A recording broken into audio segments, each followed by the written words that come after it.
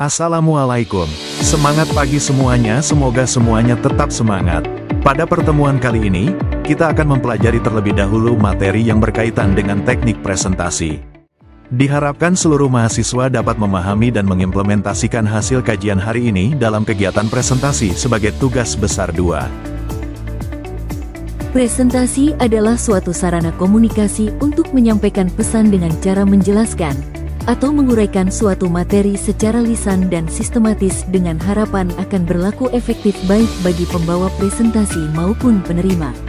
Tujuan presentasi dilihat dari tipe presentasinya, menyampaikan informasi, hasil-hasil temuan, analisis, dan sebagainya, presentasi kegiatan ilmiah.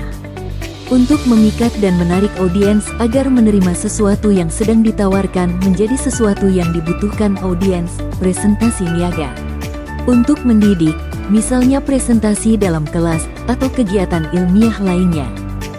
Berikut merupakan langkah-langkah dalam mempersiapkan presentasi. Pertama, hendaknya penyaji atau narasumber melakukan analisis peserta atau pendengar presentasi. Kedua, tentukanlah tujuan presentasi. Ketiga, rancanglah garis besar presentasi sebelum tampil di depan panggung. Keempat, siapkanlah alat bantu visual yang disesuaikan dengan kebutuhan. Gunakan alat bantu yang dapat dioperasionalkan. Kelima, pentingnya untuk berlatih sebelum presentasi dimulai.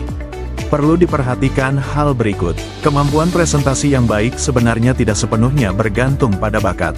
Anda tidak punya bakat sekalipun masih bisa mempelajari tekniknya. Perlu diingat bahwa selama ada kemauan dari diri untuk mempelajari tekniknya, kita akan dapat melakukan presentasi yang efektif.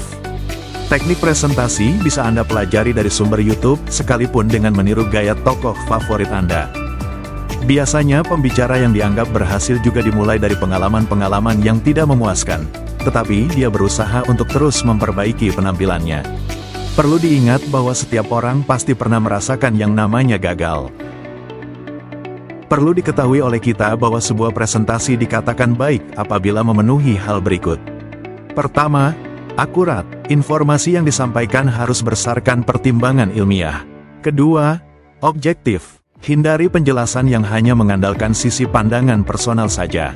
Kumpulkan data dari berbagai argumentasi berbagai pihak.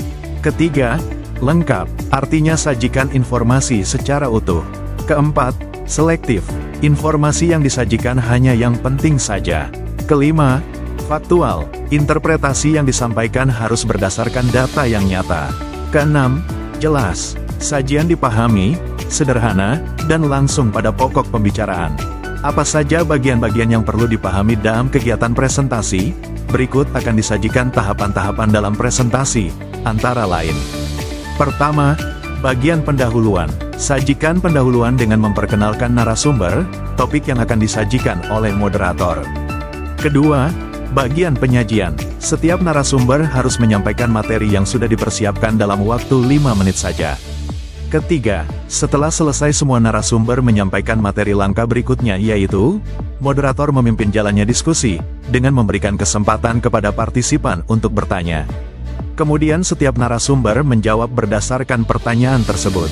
Keempat, setelah sesi tanya jawab berakhir, sharing moderator harus menutup kegiatan diskusi dengan memberikan simpulan dengan kesan yang menarik untuk partisipan. Aspek yang perlu diperhatikan saat kita presentasi di depan partisipan adalah: pertama, biasakan gunakan ragam bahasa baku. Gunakan kalimat efektif dan santun dalam berkomunikasi. Kedua, harus menguasai setiap materi yang disajikan. Tidak diperkenankan membaca naskah. Penyampaian materi dipaparkan secara jelas. Apabila ada pertanyaan, Anda dapat menjawab secara benar. Ketiga, buatlah salindia yang jelas dan tidak monoton. Gunakan huruf dan latar yang kontras. Batasi setiap halaman dengan maksimal 7 kalimat. Urutan penyajian tersusun secara sistematis. Keempat, selain hal di atas perlu diperhatikan juga penampilan. Hindari pakai kaos dan celana jeans. Saat presentasi tidak diperkenankan duduk dan bersandar pada tembok. Tunjukkan sikap yang santun dan berwibawa. Selanjutnya, saat presentasi dimulai perhatikan hal berikut. Pertama, kita harus menanggulangi rasa gugup dengan selalu berpikir positif. Kedua, kuasai setiap materi yang akan disajikan dengan membaca berulang-ulang. Ketiga, Perhatikan interaksi dengan partisipan. Keempat, gunakan media yang dapat dioperasikan. Kelima, senantiasa menerapkan etika berdiskusi. Keenam, selalu tepat waktu saat membuka maupun menutup acara. Ketujuh, beri kesan yang positif pada saat menutup kegiatan presentasi. Penggunaan ilustrasi juga akan membuat presentasi lebih menarik. Meskipun demikian, ilustrasi yang digunakan tetap harus dipilih secara cermat supaya jelas relevansinya dengan pokok pembicaraan. Sebuah salindia akan dikatakan baik apabila memenuhi syarat berikut. Pertama, selalu gunakanlah bahasa yang baik, benar dan juga sopan. Kedua, pastikan bahwa salindia berisi pointer saja, bukan dengan narasi panjang. Gunakan maksimal 6-7 kalimat dalam satu halaman saja. Ketiga, gunakanlah gambar yang menarik perhatian. Tapi perlu diingat bahwa salindia tidak didominasi oleh gambar yang terlalu besar. Keempat, perhatikan dalam penggunaan font. Gunakanlah font yang tidak berukuran kecil. Kelima, apabila Anda menggunakan grafik, tabel atau gambar, sajikanlah dengan cara lebih mudah dipahami dan jelas. Keenam, biasakan gunakan background salindia yang disesuaikan dengan situasi ruangan. Apabila pada ruangan cahayanya gelap, maka salindia harus kontras. Selanjutnya, perhatikan etika dalam berdiskusi. Jika dalam diskusi berlangsung, terdapat beberapa pertanyaan yang disampaikan oleh partisipan, hendaknya kita memperhatikan hal berikut. Pertama, jawaban yang disampaikan harus jelas pada maksud yang diharapkan partisipan. Kedua, jawablah langsung pada pokok permasalahan atau dengan contoh kalau diperlukan. Berikutnya, untuk diperhatikan bahwa kegiatan presentasi dibatasi dengan waktu. Penjelasan yang singkat, jelas, padat akan lebih menarik daripada penjelasan yang terlalu lama. Mulai dan akhirilah presentasi tepat pada waktunya. Janganlah membiasakan diri selalu bertanya kepada partisipan, apakah kita masih ada waktu? Artinya pembicara harus tahu batas waktu yang sudah ditentukan.